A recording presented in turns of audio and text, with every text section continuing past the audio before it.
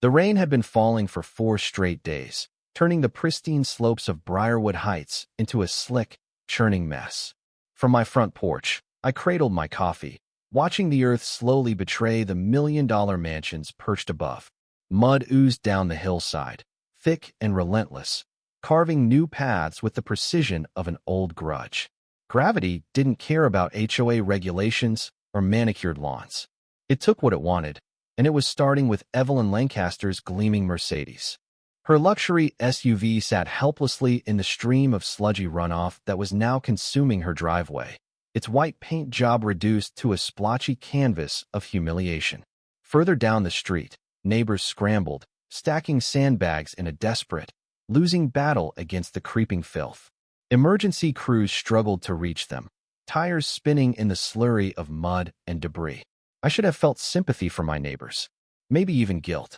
But as I watched Evelyn, draped in designer rain gear, barking orders at her landscapers while standing ankle-deep in the mess she helped create, all I felt was cold satisfaction.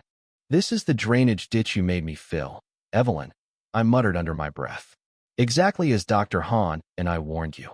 It was karma, pure and simple, and it rolled downhill just like the mud now smothering her precious pavers. When I bought my place in Briarwood Heights just under a year ago, I knew exactly what I was getting into. The views were spectacular, the price was competitive, but the location screamed trouble to anyone with a background in soil conservation. After 15 years working for the Department of Agriculture, I could read a slope like a detective reads a crime scene. Water was the killer here, and this neighborhood had the perfect setup for a disaster. My property sat on a plateau, mid-slope, with sprawling estates looming above. Every heavy rain turned those higher properties into fountains, sending runoff barreling toward me and, ultimately, the homes below. It was a textbook case, and the solution was obvious: a swale. A simple, effective drainage channel, designed to intercept the flow and guide it safely away. I installed it within weeks of moving in, lined it with erosion control matting, planted it with native grasses, and watched as it blended seamlessly into the landscape. Or so I thought. 3 weeks later, Evelyn Lancaster showed up on my porch. I recognized her immediately. President of the Briarwood HOA, self-appointed queen of taste, the woman who made sure every blade of grass bent to her will. She didn't even bother with pleasantries. "That drainage feature," she said, gesturing toward the swale like it was a dead animal, "is unacceptable. Briarwood maintains certain standards, and ditches are not among them." "It's a swale," I corrected, trying to keep my tone civil. I explained the engineering, the function, the environmental necessity. Evelyn listened with the patience of someone waiting for a peasant to stop talking. "We have aesthetic guidelines," she said coolly. "French drains would be more appropriate, and invisible." "French drains would fail here," I replied, already sensing the futility of this conversation.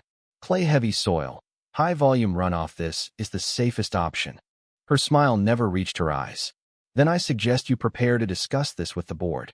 3 days later, the violation notice arrived, threatening fines unless I removed the swale.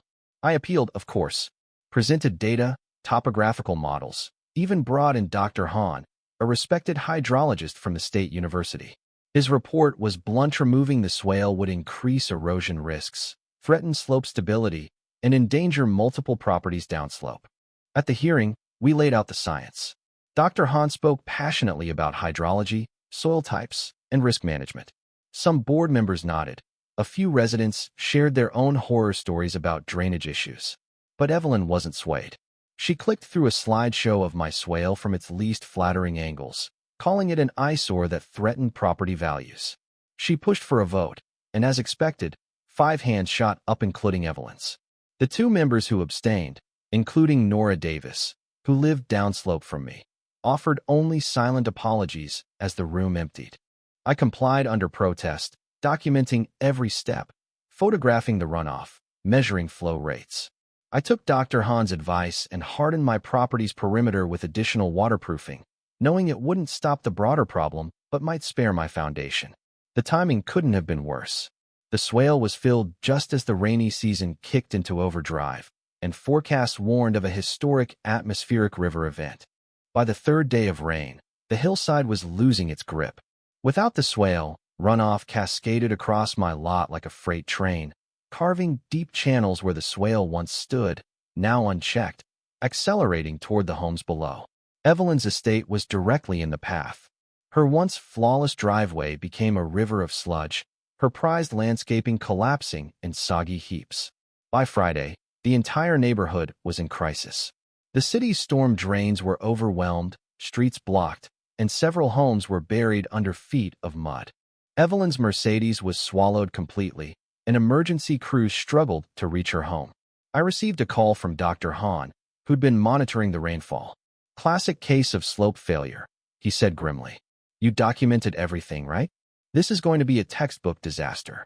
When the storm finally eased on Saturday, the damage was staggering. The HOA clubhouse was flooded, dozens of homes had mud-filled basements, and cleanup costs were climbing past $800,000. Evelyn's property was among the worst, her driveway gone, her yard obliterated. The emergency HOA meeting that followed was brutal. Residents were furious, demanding answers, demanding Evelyn's head.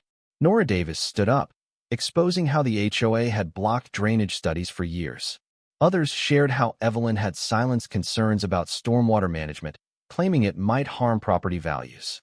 Now those same property values were buried under mud. Dr. Hahn presented his data, unflinchingly detailing how the swale's removal contributed directly to the disaster. Evelyn tried to deflect, blaming the city's infrastructure and the freak storm. But no one was buying it anymore. Even Jennifer Hartley, the real estate agent who had supported Evelyn, turned on her, citing $30,000 in personal damages and insurance refusing to cover earth movement. The vote for Evelyn's resignation passed overwhelmingly. Nora Davis was named interim president, tasked with commissioning a long-overdue drainage study. The swale? It was rebuilt within weeks, this time celebrated as a model of environmental engineering. Realtors now bragged about it in listings, touting Briarwood's cutting-edge drainage systems as a selling point. Evelyn sold her home within the year and slinked out of Briarwood, her reign of aesthetic tyranny reduced to a cautionary tale. The next spring's rains tested the new systems, and they performed flawlessly. Dr. Hahn visited during the storms, standing beside me as we watched the water flow safely through the swales, retention areas, and controlled outlets we had fought for. "You built more than drainage here," he said. "You built a community that finally understands why these systems matter." Through the mist, I saw a realtor showing a home, proudly pointing out the drainage features Evelyn once mocked. The very things she tried to hide were now the neighborhood's crown jewels. It took a disaster, sure, but sometimes wisdom only arrives riding on a river of mud. The rain had been falling for 4 straight days, turning the pristine slopes of Briarwood Heights into a slick, churning mess. From my front porch, I cradled my coffee, watching the earth slowly betray the million-dollar mansions perched above. Mud oozed down the hillside, thick and relentless, carving new paths with the precision of an old grudge. Gravity didn't care about HOA regulations or manicured lawns. It took what it wanted, and it was starting with Evelyn Lancaster's gleaming Mercedes. Her luxury SUV sat helplessly in the stream of sludgy runoff that was now consuming her driveway, its white paint job reduced to a splotchy canvas of humiliation. Further down the street, neighbors scrambled, stacking sandbags